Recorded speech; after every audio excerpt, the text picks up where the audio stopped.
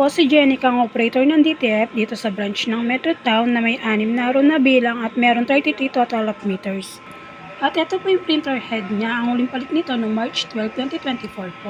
At ito po yung copy niya na may 90% good condition po. At ito naman po yung damper niya, ang huling palit nito ay wala pa po. Head clean.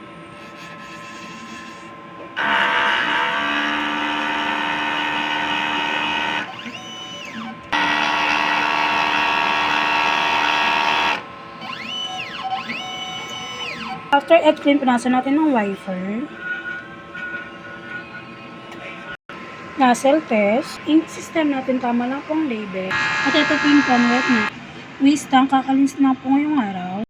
At ito po yung ABR na. Ito po yung mga use, unused, DTF powder. At ito po yung DTF fin.